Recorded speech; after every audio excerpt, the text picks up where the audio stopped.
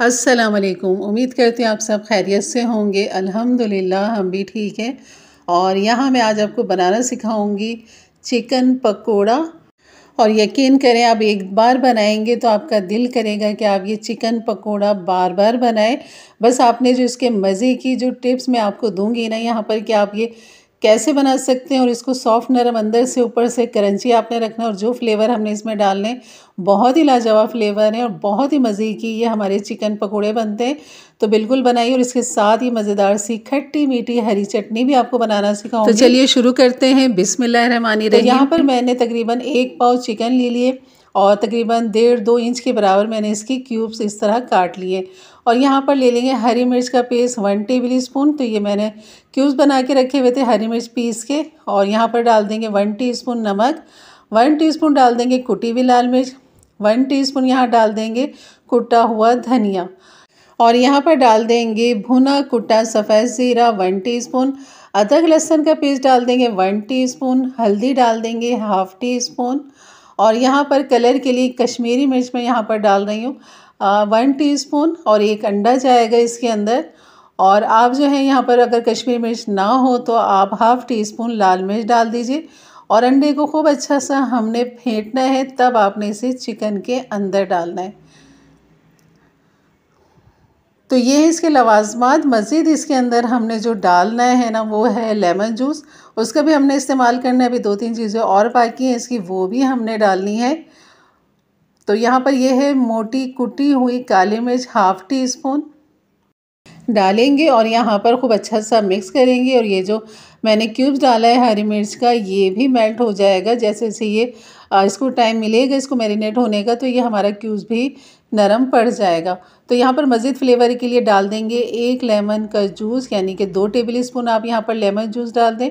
और lemon juice जो इसमें काम करेगा ना चिकन पकोड़ा के अंदर, ये चिकन को करेगा सॉफ्ट नरम, इसको गलाने में बहुत जल्दी ये काम करेगा। तो आपने लाजमी लेमन जूस डालना है।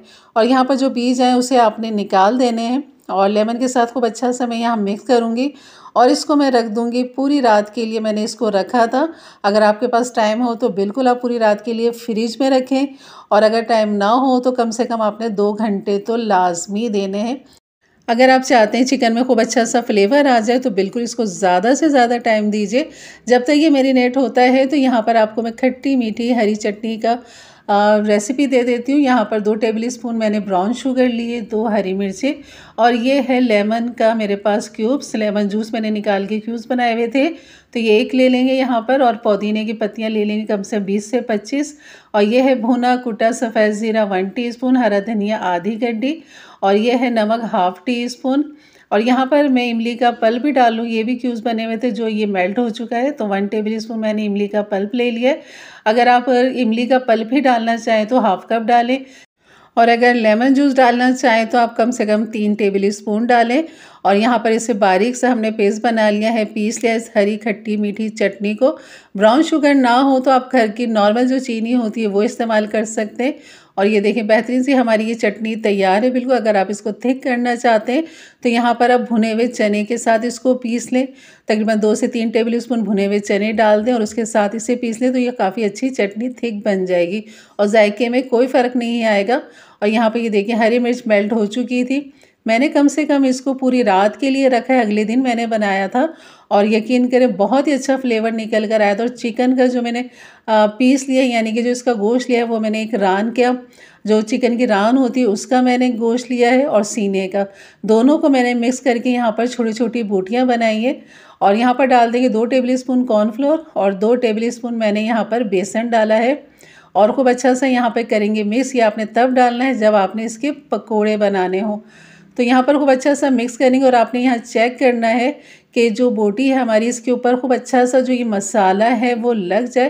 और अगर ये पतला हो रहा है तो मज़ीद आप इसके अंदर बेसन का ही इस्तेमाल कीजिएगा। कॉर्नफ्लोर खाली आपने 2 टेबल स्पून ही डालने। तो बिल्कुल मैं यहाँ पर 1 टेबल स्पून मैंने बेसन और डाल दिया है और खूब अच्छा सा इसे मिक्स करेंगे ताकि खूब अच्छी से हर बोटी पे इसका कोट हो जाए। तो आप यकीन करेंगे बहुत ही लाजवाब, बहुत ही मज़े का, क्योंकि जितना हमने इसको टाइम दिया है मैरिनेट होने का उसकी वजह से इसमें फ्लेवर बहुत अच्छे आ चुके हैं। बिल्कुल अंदर से ये जूसी होगा और ऊपर से क्रंची। हमने कैसे करना है वो भी मैं आपको बताती हूँ। यहाँ ऑयल मैंने गर्म होने के लिए रख दिया था, लेकिन मैंने फ़ौरन ही एक बोटी डाल दी बगैर चेक किए कि ये हीट हुई है या नहीं। तो यहाँ पर ऑयल को आपने हल्का गरम के अंदर बोटी डालनी है, एकदम खोलता धुआं निकलता हुआ नहीं डालना, बल्कि आपने बिल्कुल हल्का गरम होते हुए आपने बोटी डालनी है और दरमियानी आंच से भी कम आपने लो आंच रखनी है।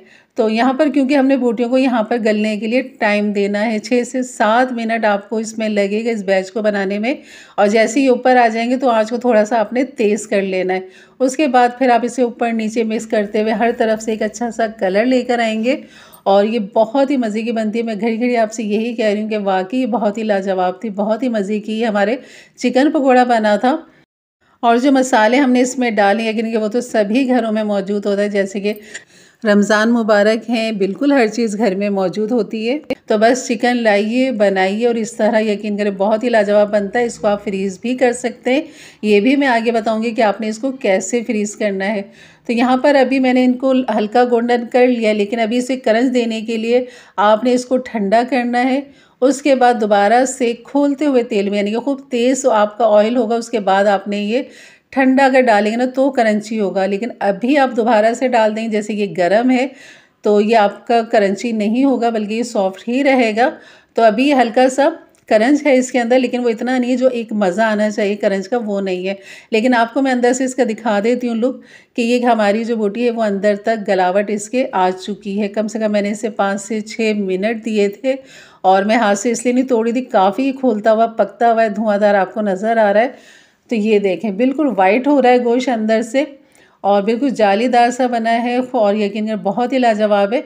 तो बस अब मैं इसको थोड़ा ठंडा करूँगी, इसको दोबारा से डीप फ्राई करके मैं निकाल लूँगी तो ये क्रंची हो जाएंगे।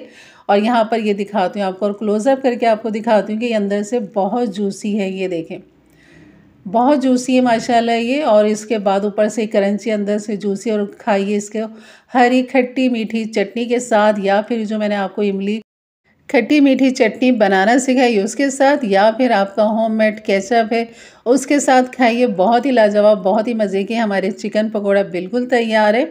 तो आप देख सकते हैं बहुत ही लाजवाब है, तो ज़रूर बनाइए मेरे अंदाज से, मेरे तरीके से। अगर वीडियो अच्छी लगी तो लाइक कर दीजिएगा, मेरे चैनल पे नए हैं तो ज़रूर सब्सक्राइब करके जाइएगा, बेल के बटन को क्लिक कर दें, ऑल के बटन को प्रेस कर दें ताकि मेरी वीडियो की नोटिफिकेशन हमेशा आपको सबसे पहले मिले।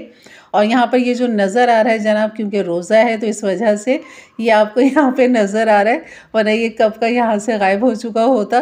तो ज़रूर बनाइए, अब यकीन करिए बहुत ही कम है। ये मैंने आधा बनाया, आधा मैंने अभी रख दिया था फ्रीज़र का, मैं बताना भूल गई आपको कि आपने फ्रीज़र करना है ना, तो जो मैंने जो अभी मैरिनेट करके रखा हुआ था वो मैंने डायरेक्ट शॉपर में डाला या एयरटाइट डब्बे में डाला, उसको फ्रीज़र कर लिया। जब उसे बनाना होगा तो बस आप उसको निकालें और डिफ्रोस्ट कर दीजिए। आपने शाम में बनाना है तो दोपहर को निकाल के बाहर रख दीजिए, जब वो सॉफ्ट नरम हो जाए तो बस नॉर्मल जैसे मैंने पकौड़े अभी इस तरह बनाए, इसको एक एक लेयर आपने बनानी है, यानी कि एक एक बोटी उठा के आपने डालनी है। और पकाने का जो टाइम है कम से कम 5 से 6 मिनट, 7 मिनट भी हो सकते हैं। ये चिकन की बोटी के साइज़ के ऊपर डिपेंड करता है कि आपने कितनी बड़ी बोटी ली है, तो जितनी बड़ा साइज़ होगा इतना ही उसे टाइम लगेगा। तो मैंने आपको बताया कि कम से कम 1.5 से 2 इंच की मैंने बोटी की कटिंग की है, जिसमें इसे गलने के लिए 5 से 6 मिनट लगे हैं। तो इंशाल्लाह ये वीडियो ज़रूर अच्छी लगी तो लाइक कर दीजिएगा, इजाज़त दीजिए, अपना ख्याल रखें, दुआओं में याद रखें। अल्लाह हाफिज़।